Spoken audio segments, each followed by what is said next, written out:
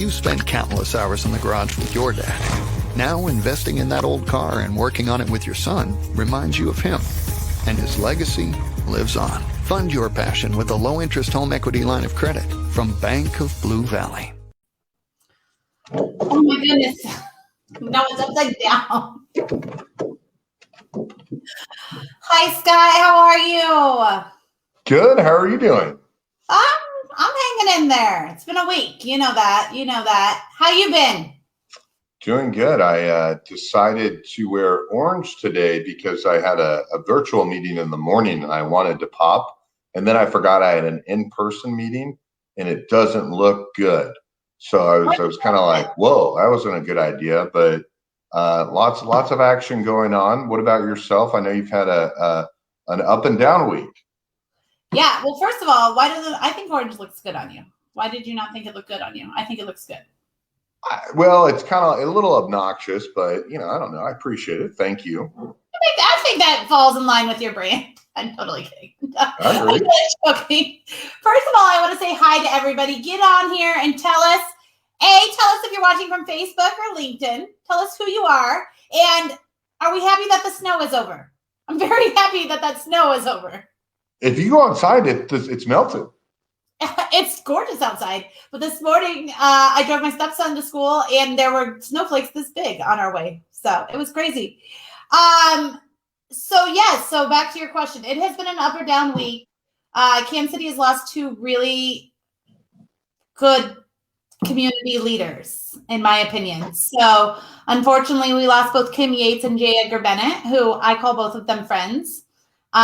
I actually spent the morning with Wendy Reynolds, our sponsor from Bank of Blue Valley, at Kim's funeral, and the place was standing room only. And I'm not going to cry, but it spoke a lot of her reach in the city and how much she did. And then J. Edgar, I know it'll be the same thing on Friday. So you've been incredible. You've reached out, and we were lucky enough to have Kim on our show back in December. And I can't tell you how many times J. Edgar and I said, you have to come on our show. And we said, we're going to find a time. We're going to find a time.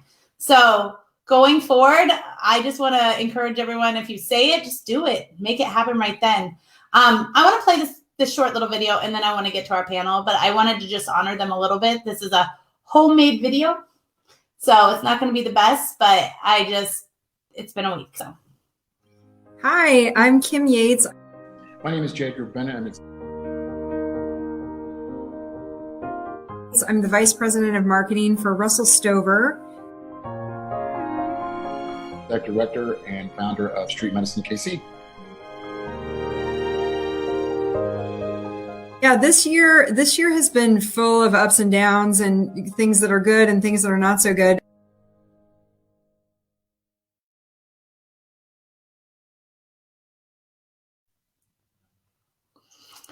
So how lucky were you? We were very lucky that we were friends with both of them. So, like I mentioned, Wendy and Bank of Blue Valley have given us this. They've given us this platform to meet incredible people like that and highlight them. And one of the things they brought up is how they have these memories of Kim this morning. So I just wanted to share that with you. I'm really excited about our panel today, though. We get to continue to highlight people. We got to give a shout out to Leslie. Well, Leslie Collins is amazing.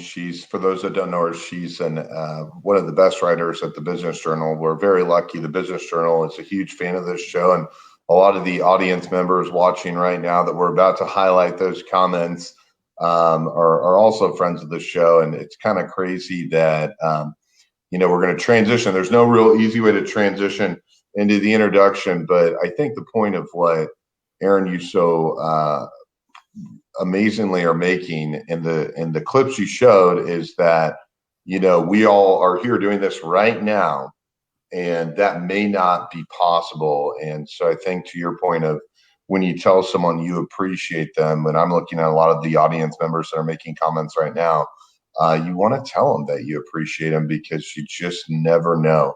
So I hope this makes you laugh, Aaron, but I was going to play a DMX song for the intro. But then when we decided that we were going to be reflecting, I now have a different song. So I hope this makes you laugh. I hope this makes you laugh and cry. But I was this close to playing DMX because I thought it would make you laugh in a good way, because that was someone that also passed. That was part of our growing up. In high school and college, we listened to DMX. So are you ready for the song and the introduction? I'm going to say hi real quick to our friends over here, and then we're going to do it. Because once we start with this panel, I know we're not going to stop, because I'm super excited about this panel. So Chris says, Scott Havens, prove it. I know you will. I don't know what he wants you to prove, but prove it, Scott. I'm not in the bathroom. There's a window. Janae said, the snow is melting. Afternoon soda poured. Me too, girl. Me too. Ready to listen in. Francis is hanging out. Mike's ready for a fantastic panel again this week, tuning in from OP. Joel says, thanks for the invite. Well, thank you for joining us. Jessica says, nice tribute. Looking forward to a great show. Great tribute. And Tiffany's ready to party. So I am going to collect myself. You play the music, and I'm going to introduce the panel, okay? All right, let's go.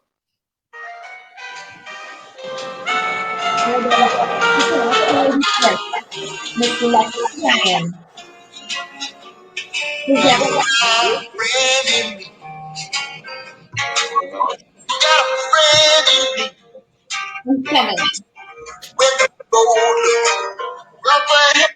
Well, thank you guys. Yeah, I thought it would cheer you up. Thank you to the panel for hanging out and doing that tribute with us. Aaron, I know it's never easy to be up and down, and so it's kind of hard. And as business executives, sometimes everyone on this panel is asked to do that, and it's great to have a group of people that are understanding to know that one morning you're at a funeral, and the next there are other things that we have and that we get tossed at us in life. But Aaron, how do you want to set up this panel? How are we ready to roll? I say we just start with Lexi. Who are you? What do you do? And how do you get to Kansas City? Hi, my name's Lexi Ryan. I currently work for Thinking Bigger Media. I've been there about a month. I'm sure you guys are familiar with Thinking Bigger Media, the legacy it has on Kansas City. It went away, it came back, it went away again, and it came back again. And we're pretty much considering it a startup right now, just bringing it back. I was most recently at the Kansas City Area Development Council. I was there for about 4 years. I basically do PR and media and social media. Anything in the PR world is what I'm doing. And just been doing that and living in Kansas City and hanging out since I started working at KCADC before moving on to Thinking Bigger. So still new in my role at Thinking Bigger, but pretty familiar with a lot of faces in Kansas City. One question is, what did you do before that? How'd you get to Kansas City? And then secondly, do you eat at the Houlihan's right down the street? Because when you're right next to Overland Park Mall, how are you not there all the time? Well, actually, so I'm working out of Make Digital space, not the real media space at Thinking Bigger. We are working out of the Make Digital space because I'm kind of a hybrid employee working as a Make Digital employee and a Thinking Bigger employee. Still getting into the weeds of that because I'm so new. But yes, I grew up in Odessa, about 45 minutes east of Kansas City. Went to Northwest Missouri State, interned, had a few internships there at the school, interned at KCADC as a marketing events intern, returned to school to finish school, and then came back and got hired on at KCADC full-time, moved to Kansas City, and I've been here since then. Wow. Yeah, and honestly, at KCADC, there's no better way to get yourself involved in Kansas City than to be literally selling it for your job. So I got in pretty well. Well, not only that, but your work ethic, and you're not used to a 9 to 5. In fact, your hours that typically someone would be used to. So I think in a lot of ways, it's a blessing in disguise that you learned such a strong work ethic. Do you think that gave you a big advantage? Yeah, I mean, you guys remember the Super Bowl in 2020 before COVID started? I would say that was one of those big ones. We led the Amazon HQ2 project, USDA project, things like that when they were coming in. They were just really crazy, lots of hours. And honestly, I work best that way. I don't work best just being on a straight schedule. I mean, I like my straight schedule. Obviously, I'm a PR girl. That's what I like to do. But I like to work. It's where my work ethic comes from. And honestly, I just like to see the success and what grows from it. So I think that's what's contributed to me. And that's why I'm excited to see what Thinking Bigger does too, is to see us get off the ground and really be that support for small businesses in Kansas City and highlight that everywhere besides just here. Scott, how have we never talked about how much I love hula hands as well? Well, I mean, recently we found out that Texas Roadhouse is very popular, and I'm a huge Olive Garden fan. So just putting it out there, when I take my wife to a classy establishment, we get a Hy-Vee corsage when we go to Olive Garden. And my favorite is Applebee's, but second favorite is hula hands. So you guys are with some classy hosts today. You are welcome. And look, Matt Moylan's here for it. Well, thank you for joining us, Lexi. Valerie, who are you? What do you do? And how do you get to Kansas City? Hi, I'm Valerie Escobar. I am a financial planner. I work for Mariner Wealth Advisors. I was born in El Salvador, and I've been all over the place ever since. I started in the financial planning industry I guess like even through high school, I knew I wanted to do it. I grew up with a single mom who English was a second language to her. And if you're familiar with your Central American history, in the 80s, there was a civil war. And so the university shut down. And so neither of my parents were able to finish college. And so both of my parents, came to the States here, not without a degree. And so it was a slog. And I just really got frustrated and with, some of the financial difficulties that comes along with, just not growing up affluent and not really understanding the world around you per se. And so it was always my passion. I found Mariner, I guess it's been about 8 years now, as my final home when it comes to financial planning. And I came to the Kansas City area because I have family in-laws that are close to here, but also this is where Mariner is headquartered. And I wanted to just feel like I could tap into as many resources as I could. And I've really found a dream team of other professionals that think like I do, that are collaborative like I am. I'm not a competitive person. And in the financial planning industry, that can kind of it's not very common to not be competitive. And it's been a wonderful trip. I think one of the biggest things that Mariner is working on that I feel really proud about is trying to expand our diversity and really focusing on making an effort to make diverse hires. It's not just so much that you just say, if I happen to see a minority, that I would be willing to give them an opportunity. It's expanding who you actually know, because you're not going to just run into new different people on your day-to-day unless you go out there and do it. So yeah, it's been really fun to be part of that. Valerie, I was just on a call for the Overland Park Arts and Rec. So I think of like the Arboretum and the petting zoo, and we were talking about forming a board and kind of educating folks on the intentionality of recruiting and the hard work and dedication that goes into it. Has it been a learning curve for folks that you work with in terms of how you, Aaron and I, we love the more different opinions you can have around the table, I think the better we all get. And I know it doesn't sound like rocket science, but, how has that been, with one of the best employers in all of Kansas City, Mariner, who really leads the way in a lot of different ways? How's that conversation going, and what tips would you have for folks that are trying to be intentional on how they grow? Yeah, I think the biggest thing to do is to find organizations that is their focus. I work with the young Latino leaders here in Kansas City with the Hispanic Chamber. We worked with Quad A, and I'll have to and I feel really embarrassed, but I forgot exactly what Quad A stands for. But these are all organizations that either work with African Americans or Hispanics, but that's their whole goal for being, right, is to try and get some of these minorities together and educate them. One thing that we are doing at Mariner is we're creating a job fair specifically to educate young minorities about the opportunities that are available within the financial planning world, and just show show people that there are career opportunities out there. But to go back to your question, I think that it's very much about not trying to pretend that we know how to reach minorities or different types of people that we're just not familiar with, but go to the ones that have already established it and then say, what can we do to help? Yeah, then one quick thing, because I know Aaron's going to highlight someone that's been very intentional for years that's in the audience that just made a comment, has built a great board that Aaron's helped a lot with. But lastly, I have to say this. So Marty Bicknell and Mariner will always say, everyone in sales will say, show me the results, show me the results. And I think one thing that Marty Bicknell does a great job that I think a lot of people can follow is he says, show me the activity. Because if you see really good activity, the results will come. And I think that's really encouraging for anyone that's starting in an opportunity. Have you felt that way working with Mariner, that you don't feel the pressure for results, but you feel the pressure to have good activity?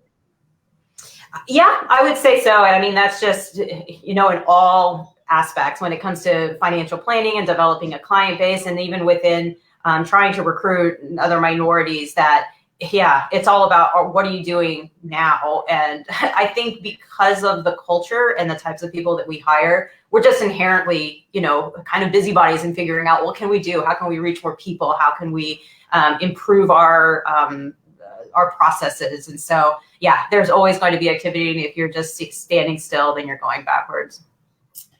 I actually wanted to highlight, she brought up the Hispanic Chamber, and I don't know how many times I can say this, but I'm going to say this a million times. So I sat on the board for a couple of years of the Hispanic Chamber, and I was shocked at how many people said to me, how do you sit on the Hispanic Chamber board? You're white. And to be really honest, when they asked me, I said the same thing. And what I learned is that a lot of minority chambers, they're the best places to join, to learn. And then also, I mean, I accredit so much of my business of learning stuff from Carlos Gomez over at the Hispanic Chamber. He was just one of the greatest people to learn from. And, I would have never thought about that if they hadn't come to me and asked me to sit on the board. But I don't think a lot of times, I will say this as a white person, white people know, hey, yes, we can go join those chambers. We can learn. I got great perspective of being a minority at the table, right? It was a whole different perspective for me. And it was probably the best thing that's ever happened in my business, was sitting in that chamber. So I highly encourage people to join the Hispanic Chamber. I love it. I talk about it all the time. So I love that you're involved with that. And then what Scott was talking about is Mike Meyer says intentionality is key when building a diverse organization. Love hearing this. And I think that we would all have to agree. I think at least, if nothing else during COVID, this has been brought up a lot and people are finally listening. Mm-hmm. And so we love to see some of that. But yes, Mike's been doing it with his organization for a long time. Thank you for joining us, Valerie. Beck, who are you? What do you do? And how do you get here? Oh, you muted yourself. I did it. Hey, everybody. My name is Beck Johnson. I'm a producer or insurance broker for Walnut Risk Management here in Kansas City. Essentially, what I tell people I do is I make dealing with insurance a little bit easier. That's what I do professionally. And then how I got to where I am here is I'm from Kansas City, grew up here. And then Scott, like you, I went to KU and did the whole business school thing and whatnot. And then I graduated. My first job was at a bank. I was at BOK Financial, Bank of Oklahoma, that group, and was there for a handful of years. And then was introduced to some other folks that were in the insurance industry, learned a little bit more about it. And was introduced to some of the folks I work with now at Walnut Risk Management about 6 years ago now, and talked to him for a little while. And after a little conversation, jumped over and have been doing this for about 5 years now. And I really enjoyed it. It's a career that allows me to get out and meet interesting people and have a good time, hear people's stories. Outside of the work and professional stuff, I have been really bad at saying no for a long time. And so I've gotten dragged into, or have been fortunate enough to participate in a bunch of different organizations around Kansas City. And Scott, when you asked if I'd be interested in popping on today, you said this would be a great opportunity to share a little bit. So I wanted to mention some of those real quick. One organization that I spend a lot of time with is the American Royal. Everyone hears about the Royal and the barbecue and whatnot, but don't always know exactly what the organization is about. And at its core, it's about improving the future or impacting the future of agriculture. So all the smart kids and everything coming out of school that are going to replace all the, figure all these problems, how to feed the rest of the world, how to do it responsibly, all this stuff. The American Royal is making a difference and helping all those folks, on top of throwing some of the best parties like the barbecue around. Another organization that I have spent some time with that I really enjoy is Harris Park. Harris Park is a community park that gentleman Chris Harris actually built himself over in the Ivanhoe neighborhood of Kansas City. If you are not familiar with it, you got to check it out. Just Google Harris Park, Kansas City. It'll pop up. Got a great website. So basically, over 30 years ago, Chris wasn't happy with the way his neighborhood looked. He went and bought a chainsaw and started cleaning up his neighborhood. And over time, essentially acquired 2 city blocks of the area over there and built a park. And half of the park is actually a 3-hole golf course, like right in the middle of the Ivanhoe neighborhood right there. And the other half has basketball courts and gyms and other stuff like that. If anyone is familiar with Mitch Case and Friday Morning Hoops, we were hosting Friday Morning Hoops there for a little while. We needed to find a place to have it outside, so they were doing that there. So I suggest looking into Harris Park a little bit. Shout out Ivanhoe. Great. I'm happy to see there's a bunch of other folks here that are familiar with the park. Spread the word. Another organization is The Bridge, the radio station. And that's actually a nonprofit. The quick story there is that basically was started back in Warrensburg at the university. And John, who still works there, essentially found what we'll call a magic folder that apparently had a recipe for the perfect type of radio station. And he applied that formula, started playing all his own CDs, and now they're part of KCOR up here. So those are 3 of the organizations that I spent a lot of time with that I wanted to highlight with my time here in my introduction. So thanks, guys. The sad thing is you're probably a part of triple the amount, but you picked 3. I don't know how you picked 3, but give us a little bit more background, because you host a show on occasion on The Bridge. So what is that for our guests to learn about there?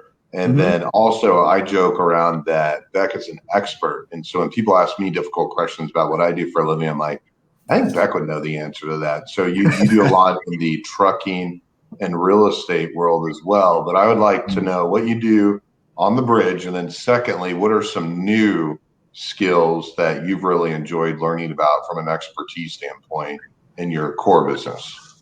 Yeah, those are both good questions. So The Bridge, I got plugged in there through my friend Ryan Humphrey, who's over at BOK Financial, where my first job was. And he started inviting me to a couple of these in-studio sessions where they'll have artists that come through town that are often opening shows or have shows. They will come into the studio. They'll invite maybe 20 to 30 people, and they'll play a little acoustic show, and they'll do little interviews in between it. And I just started going to those and asked if I want to go. And every single time I would say yes. I used to say one of my greatest strengths was being available, but that's not quite the case anymore.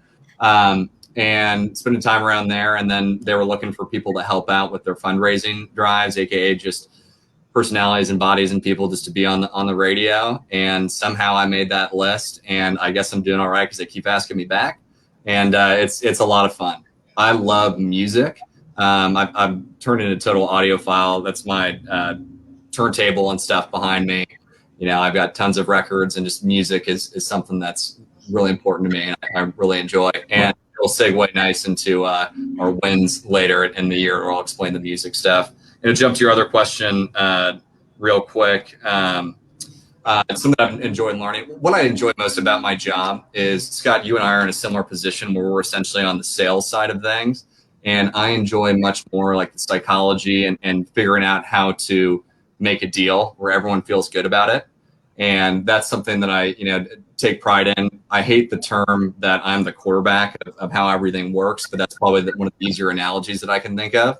And I just enjoy figuring out how people tick, what's important to them, what they need to hear, what's going to, help them feel comfortable with the process and whatnot. So that's what I enjoy most about it. And I am fortunate to have different experts in different groups like trucking and real estate and manufacturing and whatnot at my firm I get to bring in. So Aaron, you can bring it up. What's Mike trying to do? Mike does Band of Angels, so you guys can connect. That's the best part. You need to get over here, everybody. Say who you are and what you do, because we have so many people. When they were doing the Business Journal story on us, we were telling them she could have written a book with all the different connection stories we have of people that have met on this show over here in the comments. So say hello, connect with people over here. We love that you guys. We love that you do that, Mike, and everybody else. So start connecting over there. Well, thank you for joining us, Beck. It does sound like you're very busy, very, very busy. So. Sometimes. I love it.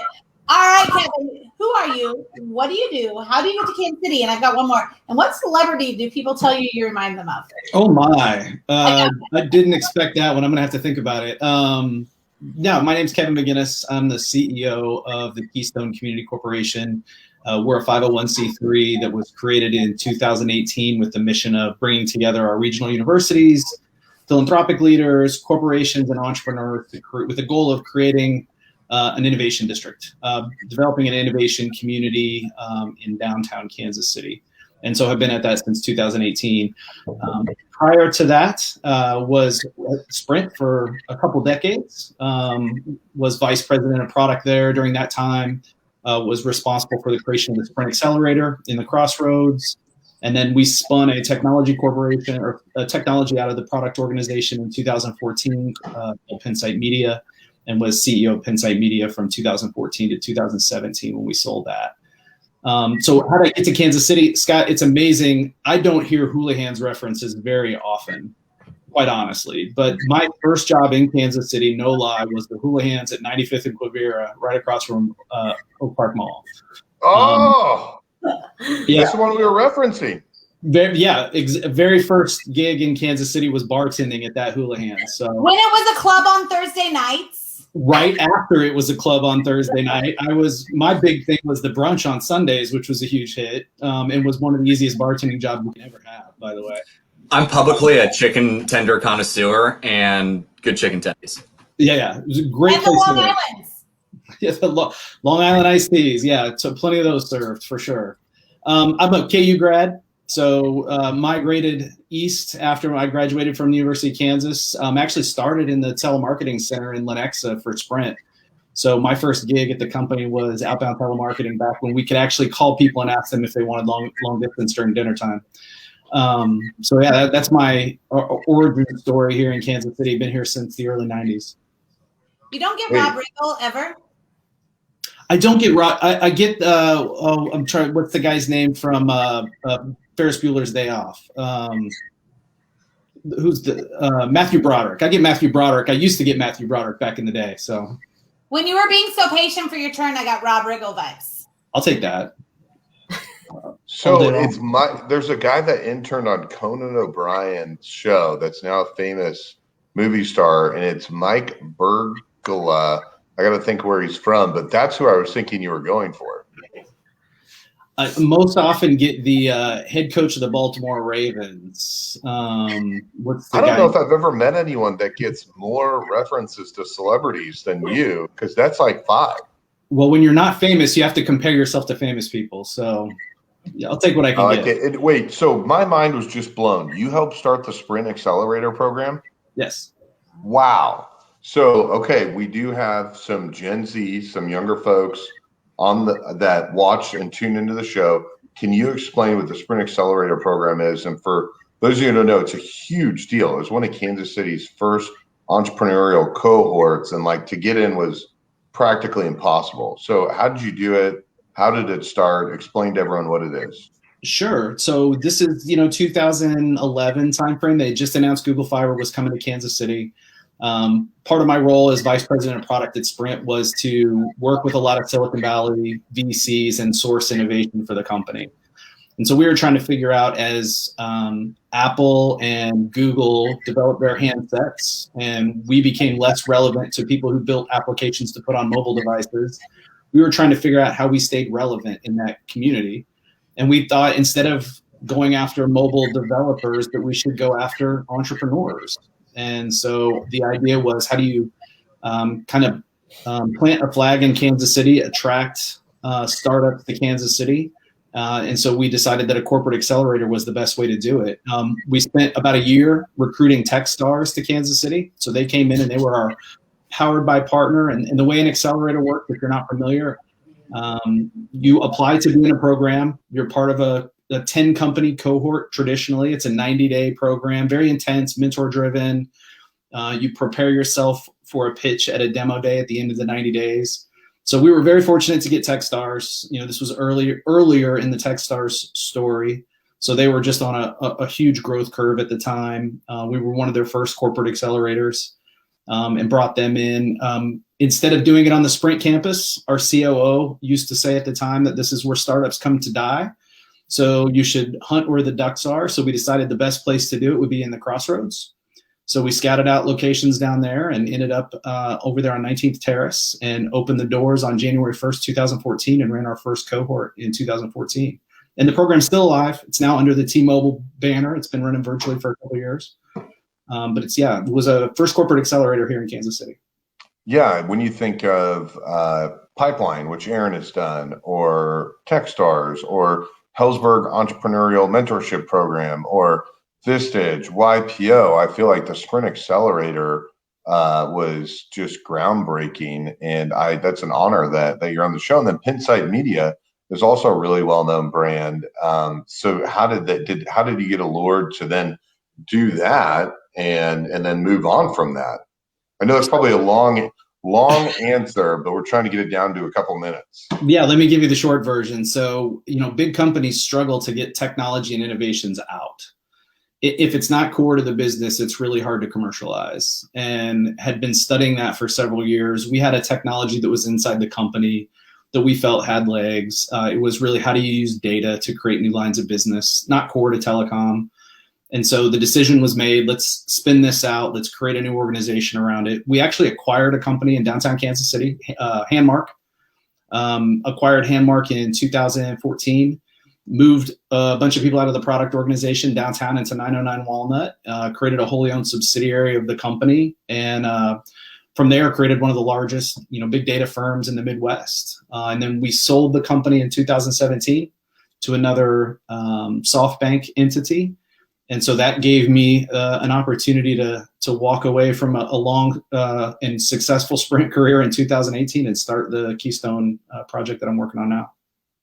Kevin, what an amazing story. I mean, I think the audience would love to hear so much more, but I guess in some ways, some people may credit you with making the Crossroads in downtown, or being part of the crew that really made it to what it is today. Because, when young folks are moving out of college, they're moving downtown. I'm a millennial, and we weren't living downtown. And I know people that were older than me were living downtown. So my last question is, do you feel a little cool that you're like, hey, I was down there before anyone else was? Actually, not really. I appreciate that. The Crossroads was happening before we showed up. It was kind of, the early days of that growth curve you saw with First Fridays. And so it was really an honor to be there. There are a lot of people that, were already, decades into the growth of the Crossroads before we showed up. We liked having a part of it, though. We liked putting the Sprint brand downtown. We really enjoyed and still enjoy being part of that scene. And, with the Keystone District, we're just to the east of there along the 18th Street corridor between the East Crossroads and 18th and Vine. So, hopefully we can have a role in, the continued growth and emergence of that area of Kansas City and downtown as well. Well, this is a great panel. Good job, Scott, because these are all your buddies. You really killed it. So here's the deal, though. We went over, so I want to skip straight to Wendy's question, because, Wendy's here. And I think that this panel is going to have such great insight. I want to make sure we get to our business question today. So are you okay if we skip straight to Wendy's question? Yeah, I thought you were going to go to people connecting and doing let's do that really quick. But I think that's going to be highlighted later. Look, Joel Douglas is going to connect with you, and this is how this works. Then Jen Dehan says, welcome to Kansas City. if you need career transition, I can help you. Lindsay over here says she helps businesses grow word of mouth in affluent KC communities. We've got everybody over here connecting, so make sure you guys do it too. Now would be a great time while we actually are going to talk some business with Miss Wendy Reynolds. Are y'all ready? Wendy came. She's had a busy day. Here we go. How are you training new and seasoned managers? Lexi, we'll start with you. Sorry, I had muted myself, and I'm used to the Zoom mic, so I was trying to find out where it was at. So I would say definitely my position, I'm in this transition phase now too. And really what we were doing with KCADC, we were working remotely, and I think that they still are. Now I'm working in person at Thinking Bigger. The way that we were bringing people in at KCADC was just bringing them in online, having them involved in every meeting possible, and then transitioning them slowly into what we were doing. But I think there has to be a little bit of leeway when it comes to COVID and working from home. I don't think that it's the same. Obviously, when you're in person, you're there to listen to everything that's going on.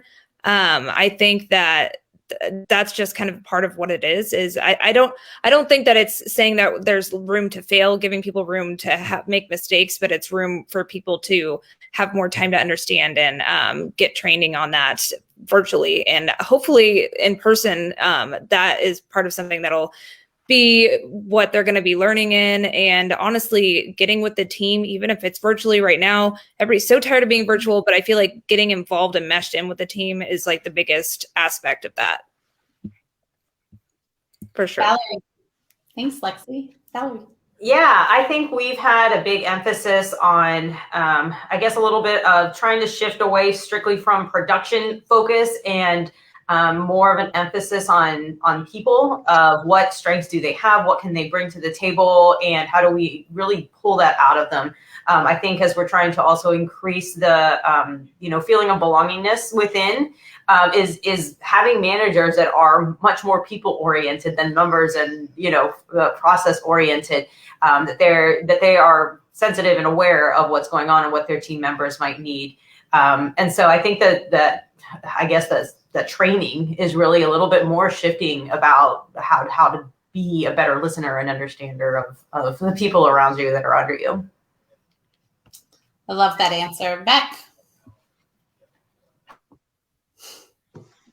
I have like the worst mute experience, like from a lot that like scarred me to where I always make sure I'm muted when I'm not speaking on something like this. Wait, that's a story when we got 3,000 people watching. That's the one that people want to hear. First week of my first job at the bank, I was dialed into senior loan committee. And if you know what senior loan committee, it's where everyone at the bank, there's like 5,000 people that work at this, dial in. They have the chairman, CEO, billionaire owner of the bank are all on the line talking about what's going on. I'm dialed in listening. It's my first week. I'm in the cube with all 15 other new hires. One of my friends comes over and he goes, Beck, me and some of my fraternity brothers are going to go to Texas to go to the OU Texas game. Do you want to go? And my response was something along the lines of like, heck yeah, I love frat guys. I've never been to Texas. I'd love to go. And like halfway joking with my response and everything to him, someone came over and said, someone's not on mute. And that was me. And unfortunately, I forgot to mute it one other time. And I just stopped dialing into senior loan committee. And that time I actually was trying to work on a project where I mixed up some guy that I was working for's name like into it. And I got like some other people in trouble. So twice, I would have made a shirt that said, I love frat guys and just worn it around it. Yeah, it was great. It was one of those like clever comments just to be funny back, and like, yeah. You win some and you lose some. Yeah. So that being said, I don't manage anybody, which might be a good thing. But, I do work with a lot of other folks and work on other boards and whatnot. And just whenever I'm spending time with someone, whether it's someone that I work with on a board or a coworker or something else, I just try to remember like at my core that people want to be seen, heard, and understood. And I just remember that in my interactions with most people. So if it's a coworker or someone else, just make them feel, understood, ask them questions, understand everything that's going on with them if you can, and that'll just kind of help your process with having people achieve, we all are trying to fit in or want to be a part of something, And when you feel like you're being heard and the organization is reflective of all that, I think that is just a good kind of simple way to think about it. So you're fun, Beck. I bet you'd be fun to go to Houlihan's and have a Long Island with. I'd have a couple chicken tendies with you. Yeah. Call me. Hey, Jen Dehan, who's going to be hosting the show June 8th, co-hosting with you, Aaron, she mentioned they have $2 glasses of wine. I want to know when these $2 glasses of wine go down. What's the time frame? Because that's a great deal. At lunch, she says. That's why she's co-hosting. And she owns a very successful company, and she helps hundreds of people in Kansas City. But it's because she knows where the $2 wine is. I was going to say we should do wine that day, Jen. So, we texted last night about when we're going to have an in-person happy hour. So just last night, Kevin, I'm so excited to hear your answer to this because you've had a lot of experience. So let us know about your training. I like to call that wisdom that I have acquired. Yeah. Training managers or establishing people in kind of new management roles, whether they're new or seasoned, I guess it's really, for me, it comes down to three things. Have you really provided a clear North Star? Is there clarity of vision, clarity of direction? Do people kind of understand the operating, protocols or whatever it is in your organization? So I think that's really tough or really important. The second thing is, I've always been, throughout my career, I learned about situational leadership, and I think it's really important that people understand the concepts of situational leadership. And the basic premise there is not every person proceeds or has the same level of understanding. So you need to understand where people are in kind of this situational curve. And sometimes you might be able to, be very hands-on with someone that has less experience in a certain situation. Sometimes you can provide direction and then do follow-up. Sometimes you need to, you can delegate, get to the point where, you can purely delegate to someone. So I think understanding those tenets of situational leadership is really important. And servant leadership. I think any manager that really, and I think Valerie kind of touched on the concept of empathy and, listening and those types of things, extremely important to understand that as a manager, you're there to really get the trash off the tracks for your employees. That's your primary function. And so I think those things are really important elements of, training any kind of new manager in any organization. And shout out to the $2 Chuck comment. I mean, who doesn't love some $2 Chuck, right? Well, with that, I think it's because we call ourselves Drinks with Leaders. They like when we talk about drinking. Today says National Wine Day is May 25th. So mark that one down, Jen Dehan. And then I don't know if I'm on an outside joke or I missed something, but you have this, Kevin? Yeah, so that's the coach of the Baltimore Ravens. That's the Harbaugh brother that I've been referenced as before. I actually had a picture from a Super Bowl with him, and we look like brothers. It's pretty cool. So what a lot of people don't know is Erin's friends with a ton of sports celebrities, and she doesn't realize it. And so I was literally about to say, Erin, you may not get the reference, and then you beat me to it, Erin. Scott and I might have been somewhere drinking one time, and his friend came, and I said, "Oh, and what do you do for a living?" And he might have owned the Chiefs. I don't know. I'm not good at sports. So we were trying to do a fun icebreaker, which we do at the end of the show, and this person goes, outside of one of the owners for the Chicago Bears, I've seen more NFL football games than any owner in the world. And I was like, hey, man, you were supposed to say, you got a bottle of $2 Chuck, one time. And he came out throwing heaters like Nolan Ryan. Sports. That's all I have to say. I'm just going to let you know that, Joel, you're walking away with a new job today. If you look over here. So you didn't even say you need a new job. You just said you're new to town. But Joel, if you want a job, we got all sorts of people over here ready to help you find a new job. So, okay, let's do this. Let's get through this question because I really want to get to this question before we do the icebreaker. But we're going to put you on like a 2 to 3 minute answer because we've got to get to Scott's icebreaker. It's his favorite part of the week, okay? But I love talking about the wins. We know COVID's been hard on a lot of people. We're way over a year into this thing now. But what's a win that you've had this past year? Lexi, let's start with you. There was unmuting.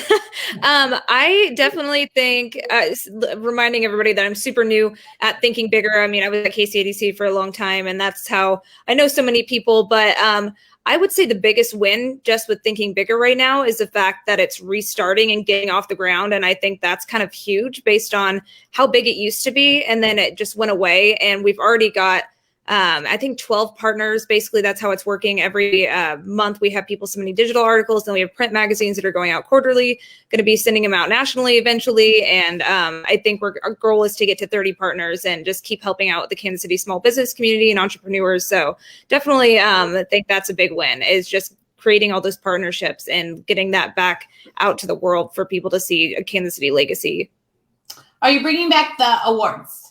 We plan to bring back the 25 under 25 and then eventually maybe like those big breakfasts they were doing, maybe some other pop-up events. Still getting new, wanted to get the magazine off the ground and everything first. But yes, the prestigious awards and all of that stuff, we want to bring that back. That's all going to come back eventually, for sure. I am definitely not bitter about this, but 2 months after Thinking Bigger went away, I was supposed to be on the cover. So I'm not bitter. It just closed out one day, not bitter, had the meeting, had the photo shoot, like we were picking dates. No way, you had the photo shoot? No, we were picking dates for it. Oh my gosh, well, I was going to say, we got to make that happen, Lexi. Well, yeah, you know what, Aaron? We're just going to have to bring that back around. I'm just not bitter about it. I just thought I'd throw it out. All right, Valerie, let's see what I'm upset with you about. Just kidding. Well, my big win, honestly, has been in convincing people that virtual environments can work. I've always been an advocate within my practice that we can be efficient and we can still connect with people virtually. My practice has grown to that it is all over the country. I have clients, sometimes even elderly clients. They're finding that, leaving the house is difficult, but I can still be in touch with them and connect with them. And so I think within our organization, it's, I would think the business world is probably never going to be quite the same again as we're finding new efficiencies and ways to reduce costs and all sorts of good things. But yeah, I would say that's big mine. I love it. Same thing, Valerie. I love that people now will finally get virtual with us, right? Absolutely. And it makes us love it even more when we get to see each other in person, right? Right. Beck, how about you? So I am not muted. That's good. The win that I would say that I had last year, I thought about how I want to answer this question. And I mentioned I was going to loop in music to it a little bit. This past year, I learned and understood the concept of having peace a little bit more, like with yourself and everything that's going on. So I love music, like I mentioned, and I listen to records. I have tape players, CD players, all that stuff still. And part of it is I love discovering new music, and I'll buy, records off Facebook and giant troves and just go through to find new music. And this is one record that I found. It's Ahmed Jamal, and he's a jazz pianist from like the 50s. And I liked him, and I looked him up and started reading an article about him. And they said, he's becoming very popular now later in his life. And they said, does that make you happy that your music is more popular now? And his response is something along the lines of happy is kind of a shallow word. It's happy birthday, happy, day, happy this and that. He says, peace, that's a different dynamic because you can't be happy all the time, but you can be at peace and like comfortable with what is. And I kind of look at that as just more, me, I'm a pretty anxious person and pulled a bunch of different directions. And this past year, being able to slow down a little bit, able to, understand, conceptualize, and find a little bit more peace for myself so I can be better professionally, personally, and the other stuff that I do. What a great answer. Thanks. I thought about it a little bit. I was speaking with Jessica Powell yesterday, who is a good friend of ours that helps us find guests for this show. And she's Thank you, Jessica.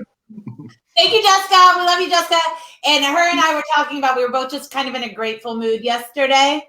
And we have the same therapist. So we always talk a lot during the week because we get mad at our therapists on Fridays. And we said, I have never heard that before. And that is the coolest thing ever. I think that should be more of a trend that friends should share a therapist, because then you can be like, oh, I don't agree. But she essentially did some quote, and I'm going to mess all this up, but she said, like, so-and-so says happiness is a decision. She goes, And that MFer, because we can't cuss here, she said he was in prison when he said that. So if he can say that, we can definitely decide that we can be grateful and happy. But I'm going to share your answer with us, with her as well. So Kevin, you got to follow that one up. Yeah, that's a tough one. Sometimes the littlest things turned out to have the biggest impact. So that's a great one. For us, running a placemaking initiative during a pandemic is not a great place to be. We actually announced our board on March 11th of 2020, and on March 12th was the day they shut down the Big 12 tournament. And I probably got upwards of 20 text messages that day telling people, expressing their sympathies, sorry, your project is coming to an end. Sorry, it's not going to work out. So for us, it was actually a silver lining year when you're working on a project like this and you say, programming drives real estate. It's not a real estate initiative. It's programming drives real estate. It's really hard for people to wrap their head around. So for us, 2020 was all about building relationships with, building programming, building relationships. We announced our Children's Mercy partnership on Friday. We announced the VML Y&R strategic relationship late last year in October. We stood up Keystone Labs in October. We've been working with, we announced a Launch KC partnership. We're bringing Launch KC programming into the district. So for us, just the ability to build programming all year long, build relationships, work on community engagement. I mean, virtual has been fantastic to be able to get to know people that you otherwise wouldn't, right? You otherwise wouldn't see wherever you're hanging out or wouldn't see in the places that you traditionally go, because we're all creatures of habit. And so virtual has been an opportunity to kind of expand the breadth of people who are involved in the initiative. So it's been, for us, it's been a really kind of successful year because of the circumstances. So, it's tough to talk about the positive. It's tough to talk about a lot of the great things that might happen during, a situation like the pandemic. But for sure, this has been kind of a turning point year for us. And at least we feel like we're on the tail end. I talked to my best friend in Toronto today, and they are on their hardest lockdown yet, right? And I thought, well, at least I can at least now see my friends, even if it's on a patio. So, all right, Scott, you're lucky. We kept enough time for your icebreaker. But what I do want to say is I want to make sure, my favorite when we do these icebreakers is when the audience participates. So I want the audience, we're going to pull up some of your answers too. So make sure you participate. I never know what the icebreaker is going to be. It's always a surprise to all of us. So I always apologize ahead of time. Scott. It's a surprise to me until, it tickles the fancy and you figure out, ooh, that's a good question. But I got to ask, Beck, I heard Houston's had really quality chicken fingers when they were going. Is that true? RIP, yeah, they did. Those were some of the best in the city. And one of my friends. Okay, yeah, time out. Well, I'm going to do an icebreaker, so you can't give another one. You're going to have to wait. I'll stop. So I told you I'm the trendy guy. Lexi, we'll start with you. I want to do two. For instance, like people ask about best pizza, and I actually like Italian Delight. So what's a hidden gem that you personally really like? It could be Olive Garden for myself as well. But what's a hidden gem, and what's a fashion faux pas that you're embarrassed or proud of in high school? So, okay. So it's something that you thought was really cool at the time, but maybe it wasn't. And then give us a hot take on somewhere we need to go get a bite of food. It could be a chain, could be whatever. Kind of food? Anything. Okay. I would say my favorite new place, since I'm living and working in the River Market, there's this Thai bistro. I think it's called Pikul. I don't know how to pronounce it. Holy moly, it's so good. I will say it's for the people that like spicy food, because I'm not a spicy food person. I asked for not spicy and I couldn't even handle it.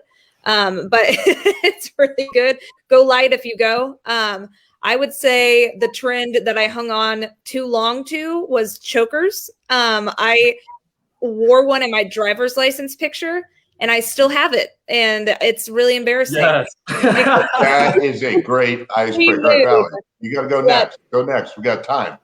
Yep. Valerie. Oh man. I really loved Boyle, but I think it's closed now.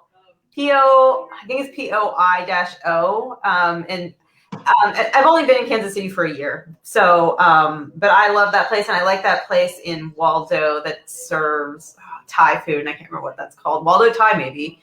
In high school, I definitely wore crop tops, like with a belly showing, and yeah. Hopefully, there's no pictures. That's not good. How about you, Beck? So food stuff, real quick, Scott, you can add this to any sort of food category. I always put it as corporate versus non-corporate, like pizza, for example, best corporate pizza, non-corporate pizza. Great idea. I love eating out and trying different places. I'm a big fan of all the different taco joints around Kansas City. And most people always think and talk about the taco trail and everything down in Kansas City, Kansas, which there's like 50 plus, which is crazy. But there are just as many or more almost on the east side of downtown over there off Independence Avenue. I've been exploring that a little bit. Went to Taqueria El Tortito. I probably butchered that. Sorry. With my buddy Charlie Lowe the other day. His wife grew up over around that direction. He says those are some of the best El Pastor tacos in town. And a fashion faux pas. I was ready to answer you because I actually wear a pocket protector most of the time now. That's my fashion faux pas now. But I remember probably one of the worst trends that I wanted to, that my mom wouldn't let me ever pull off, was in middle school. For some reason, it was cool to wear like a nice Ralph Lauren polo shirt, but then wear like athletic shorts with it. And like my mom, like a lot of people wore it, and it was like normal, but my mom wouldn't ever let me wear that. And I'm kind of glad I didn't get to pull that off. I may have tried it once or twice though. Better write her a thank you note. Yeah, I will. I tell her thank you every once in a while. Sometimes. All right, Kevin, how about you? Yeah, I'm going to go, I don't know that this is a hidden gem as much as just, kind of one of a great favorite that I've, Farina. If you haven't been to Farina in Crossroads, definitely something you should check out. The food's fantastic.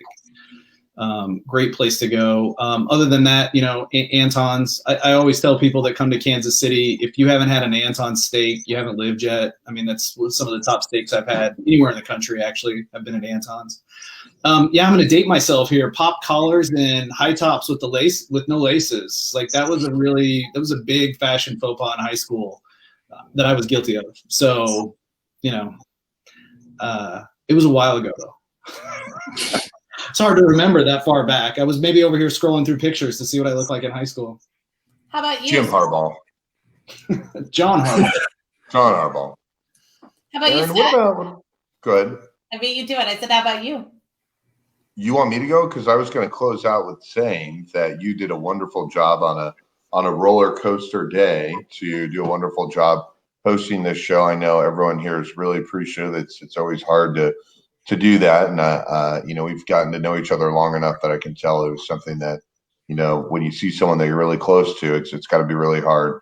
So thank you. I'm going to try to make you laugh a little bit. And it was a puka shell necklace. And so it's the choker's the coolest we've had because you did it on your driver's license. So that's one of the best answers we've ever had. It was a puka shell necklace. What about a hot hidden gem of a place you like to eat? Not Texas Roadhouse. And what was the fashion faux pas for yourself as you close things up? Well, yeah, and we've got a lot of audience too, so I want to go through these really quick too. But for me, what place I just moved by and I forgot it was over here? It's this Gertz Cafe place, and that that's like the same food as was it Quentin's in Lawrence back in the day? It's the same food. Yeah, it's been around for 25 years. That's my old stomping grounds there. Yeah, so I'm gonna go over there and eat. And then I'm a big fan of the Fiesta lamb chicken at Applebee's as always. It's my favorite. I'm sure in high school I was ridiculous, but what my fashion faux pas is right now? I've realized I've had to go do a couple things out in the real world. I'm wearing jeggings way too much post-pandemic. I am so into jeggings right now, and I know that someone's going to ask me this question in 10 years. I'm going to be so embarrassed. So let's get over my jeggings and see real here. Janae says, hidden gem, Flyboys Brewery. And she didn't tell us her fashion faux pas. Janae, tell us your fashion faux pas. Lindsay says, the Snack Shack in downtown OP. Bad fashion with sweatpants with one leg down and one leg out. I like it. Send us pictures. Mike says, hidden gem is the French fries at Rosedale Barbecue. Bad trend in high school. Parachute pants. Mr. Lee, sushi in the Northland, and she held on to slick back ponytail for way too long. Oh, me too, girl, me too. Joel says next time he comes to Casey, because he's going to have a new job here, he's going to the new Golden Ox. And Jessica says Christine's Firehouse. And Sheldon says Slaps Barbecue and Old Johnny Pizza. That's good. Yeah. And he wears Cowboys with every outfit except for to the gym. Same, Sheldon. And Janae says jelly shoes. So I'm going to tell you right now, though, because I try to keep Scott informed on the new cool words. Slaps actually means awesome now in my teenagers' world. Everything slaps. Oh, yeah. So, yeah. Lauren, next show we need to do Beck's. Yeah. What? We need to do Beck's corporate or non-corporate icebreaker for food. And I need to know cool words because you told me 5 of them, already forgot them, and I'm very out of touch. Well, I will just say, too, I think that any of us that don't have a middle part or still wearing skinny jeans are considered canceled by Gen Zers, officially. We absolutely are. So I'm parting your hair? Yeah, if you're a millennial, you're not parting your hair correctly, I guess. Scott, if you would get on TikTok like I tell you every day, you would know all this stuff. No, all the guys have like this little hair in the middle, and it's like I feel like I'm like watching like 90s television, like in person. I'm like, whoa, where'd you come from? You know, like it just brings or I bet you, you might be able to bring out those puka shells again too. Those might be kind of back in. I think they're back. Well, the last time I wore puka shells or tried to find some was I went to the Sugar Ray concert at Power and Light. I wore jean shorts and a Hawaiian shirt and leather sandals I bought at the store, and then I went to Mosaic afterwards. Well, thank you, Beck, for that visual. Thank you all for coming on the show. We really appreciate it. I strongly encourage you to go and follow all of our guests. They're all tagged right here. Connect with them. Connect with each other. We will be back the same time, same place next week. Thanks again, and we'll see you next week, and have a great week.